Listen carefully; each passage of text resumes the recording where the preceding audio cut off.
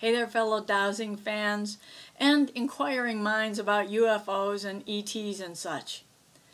Celestia in California emailed me and she wanted to know, can I dowse to find out some of these strange lights I've been seeing in the sky and what they really are? Well, sure you can, Celestia. Why not? And if you don't know how to dowse really well, if you're someone who's been curious, please check out my book, Fearless Accurate Dowsing.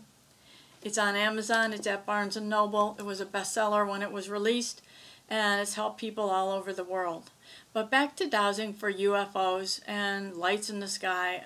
I've done this myself a number of times. The first thing I would do is, when you see something, is that a shooting star, or is that ET, a UFO, unidentified aerial phenomena, or whatever? Who knows? I would say if you feel confident in your dowsing, dowse for it. So the first thing I would do is I would ask permission. So I dowse with two hands. You can use a pendulum, anything you want, and I just bring my hands together, and this is a no answer and this is a yes answer. And my hands just, boom, they just go on their own. So it's not something I do on purpose. I don't even think about it. I just bring them together and they just go. And the accuracy level is extremely high for me. So what I would do if I were you, Celestia, is when you see that strange light or the shooting star, whatever it is, it might not be what you really think it is, or they might be cloaking themselves or something. Sometimes you feel like you're being watched, although that's probably the government, right? The satellites watching you on the Googles. Just say, do I have permission to identify that star or that strange blinking light that's in the sky right now? Okay. And you might not have permission because maybe your guides know or your subconscious know. It would scare the heck out of you to find out for sure. So you got to really be up for the answers, right? And don't do this if you're afraid of finding out and thinking they're watching you, because you're going to get incorrect answers. So then I would ask, connecting to the universe, this light that I'm seeing blinking in the sky, do you know which one I mean? Yes. Is it an extraterrestrial spaceship? Is it a shooting star? It is a planet? Is it a sign or a message for me? Okay. You can just ask the questions as clearly and as simply as possible, almost as if you were talking to a child, right?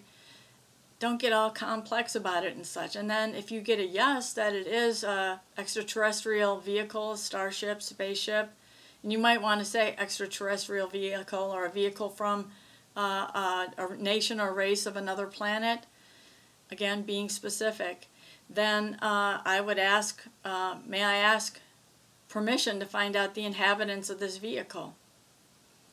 Okay, are they reptilian? That's a good thing. Are they Arcturian, Pleiadian, Orion, Sirius? Are they from another planet? So I got yes to Arcturian. So once you're focused on them, and I'm pretty sure that the inhabitants of that starship know that you're focused on them and asking the questions, you might start feeling a whole bunch of things coming through. If you want to make contact, then you're going to take it a little bit further. Like, are the Arcturians on this starship actually wanting to make contact with me? Yes. Are they safe, kind, compassionate towards humans?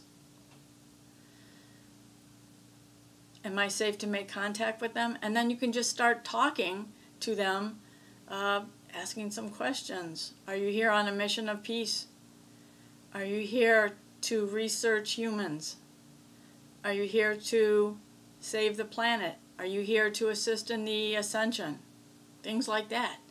In fact, come to think of it, you might want to write just a whole list of all the questions you would have when you get your yes answer, that yes, you're communicating with an extraterrestrial vehicle or whatever. If you ask a question like, is it a starship or is it a spaceship or a space shuttle, that may not be the right definition, so you're going to get no, even though it is a vehicle that belongs to a race from another planet.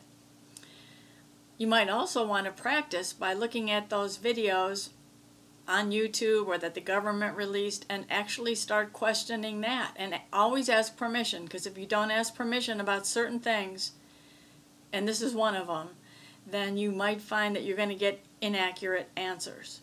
So that's my information for today.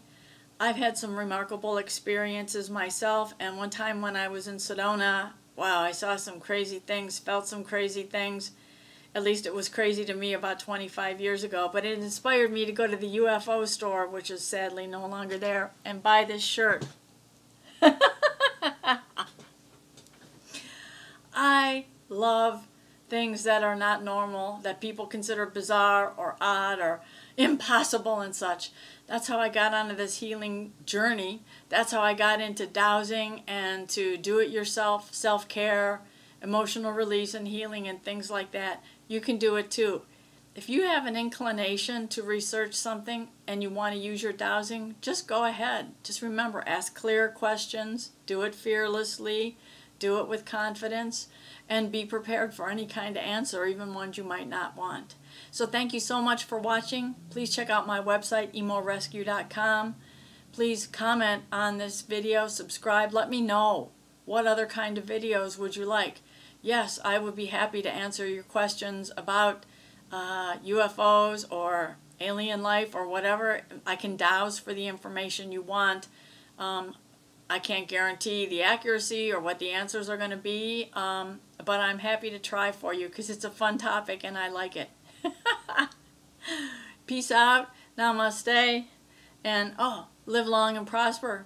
Bye for now. When you learn to dowse, the universal wisdom is yours for the asking. Please check out my book, Fearless Accurate Dowsing, and any of my self-healing books, all available and very affordable on Amazon. Thank you.